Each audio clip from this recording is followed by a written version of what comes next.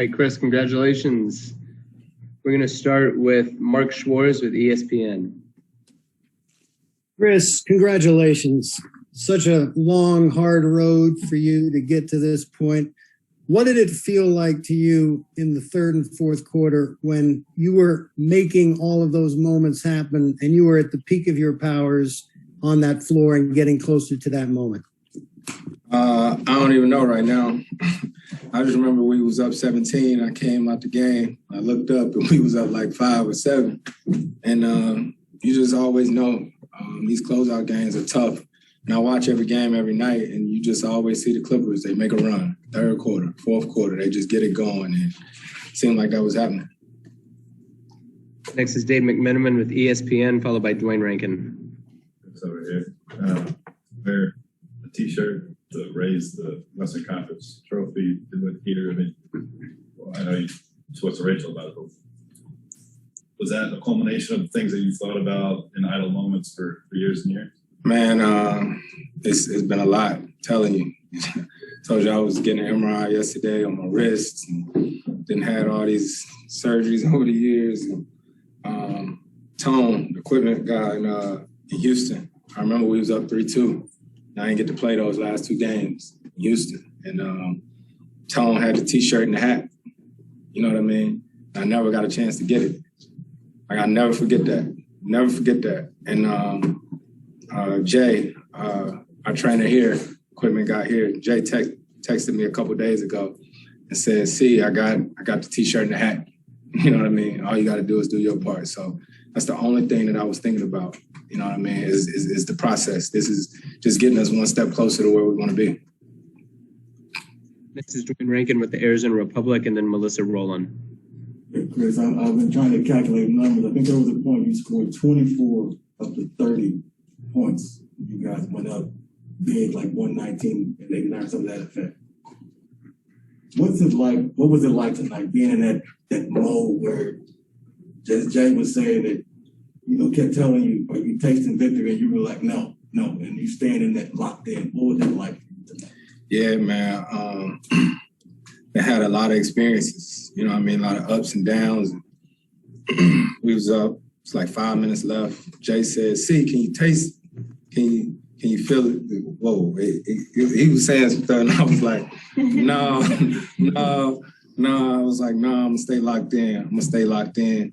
And it just felt good, you know. I mean, like Book plays with an edge, and I'm the same way, you know. And over the years, you know, people talk junk to me, and a lot of times I usually say something back, but I done changed a little, a little. And I just kept thinking, you know what I mean? If we do what we're supposed to do, I get the last laugh. You know what I mean? So you stay the course long enough, you break them. And that's what we did. That's what Jason said about Barrow, said that whole push that you guys knew then. Yeah. It hurt. It sting.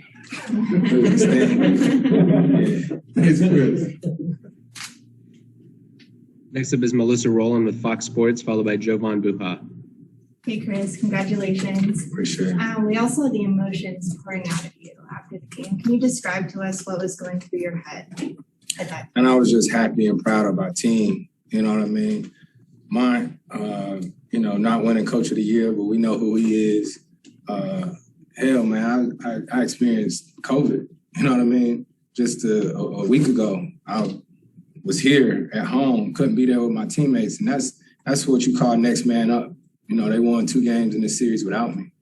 You know, and just shows you how crazy it is. First series, got the nerve thing. You know what I mean?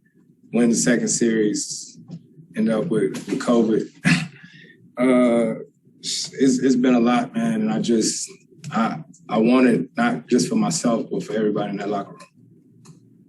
Next is Jovan Buha with The Athletic, followed by Chris Haynes.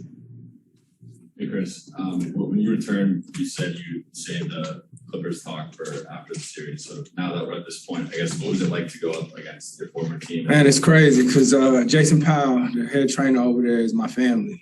You know what I mean? We usually talk all the time, and we ain't talked this whole series. Chauncey is my family, like my brother, and we ain't talked this whole series. You know, I'm so happy for him getting a head coaching job because me and him talked about it during like quarantine, you know, about what his next thing was going to be. And, you know, when he said he was going to be a coach, I was like, you're going to be the best coach there is, because when we played together here, we used to be in our lockers right next to each other drawing up plays. So it's been hard not to tell him congratulations, you know. So it's a lot of ties. Dennis Rogers, who was with me for y'all know, I know. E-Raj ain't just the employee. That's my family. You know what I mean? And so, you know, when you get to the arena for a game like this and you walk past and don't even speak, you know, these people who mean a lot to me. And so to be in a series against them, to get to this is special. Next is Chris Haynes, returner, followed by Mark Spears. That's Chris. Could you talk about how you evolved into a player that keeps his composure? Because during the series, you had to, I don't know if I'll call him bounce, but DeMarcus is going. Oh, that Wolfen. Yeah, ain't nothing.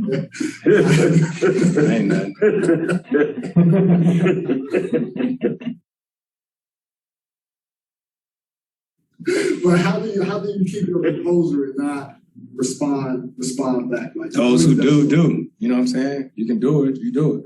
And I think I've just been on the other end of so many losses. You know what I mean? And I know what that feel like. And before the game, me and Jay was talking about it. You know, we put the work in. You know, if you put the work in, then you live with the outcome. You know what I mean? So we work. We're a work team. Past 2-3 games, I've been playing with my fingers, buddy, tape these two, and I shoot around today. I said, I ain't doing that. I ain't doing that tonight. And excuse me, Book said he wasn't playing with his mask on either. And so it was good to see it all come together. Next is Mark Spears with ESPN, followed by Sam Amick. Chris, I saw you pointing up to the suite. I see the hat on. The first question is just come to your family. I assume that's for the hometown. Oh, yeah. Trefo. Talk about the hat and pointing up to it. Yeah, Winston-Salem, that's me. Born and raised. Like I always say, all these years, like we still got a ways to go. We still got 4 wins, but all these years I didn't have my hometown and my family right there with me. You know what I mean? So, like I said, it ain't just for me. I asked Jay, I got an extra hat and a T-shirt so I can take it to my brother. You know what I mean? My brother, my whole career, he didn't miss one playoff game I'd have never played in, home or away. So anytime we win something like that, it's for my brother always. I saw your dad once cry talking about y'all relationship. Yeah, I mean, everybody got relationships. My pops that's my dad. Fortunately. I'm talking about the relationship between you and your brother. Oh, yeah. Yeah, because it's just us. It's just us. I ain't got no sisters or nothing like that. It's just me and my brother. And my brother been with me since day one. Like literally. And everybody know my brother. You know what I mean? The referees know my brother. Everybody know my brother because he's there. You know? Like some people be there, but my brother is there. And he always there. He tell me what I don't want to hear, and he just, I mean, I love him to death. And you reveal that you did bark plays to him when you were out? I did, and that wasn't true. What, did I text my brother? Yeah. No. My brother know the game on his own. He was telling Jay his own stuff. You talking about when I had COVID? Yeah. Yeah, I was texting the guys that work in the back. My brother saying his own stuff. Oh. He know the game. My brother. Hey, come on up, brother. Let you post up. You get lifted. Just next to him, go. All right, Chris, next up is going to be Sam Amick with The Athletic, followed by Dan Wojcicki. Yep. Congrats, man. Appreciate it, Sam. You talked earlier this year about conversation with Willie we asked you think about what you didn't said you didn't know what you might have learned, but at that point we didn't know the story. Just get here. So get out there tonight and you've got Clippers fans waiting around, chanting your name and the way that it's a little bit of a Hollywood script, the way this thing went. You gotta know, like I told you, Billy Crystal and his wife, the Hernandez family, Iger, you know what I mean? Like I played 6 years here, and a lot of these fans became my family.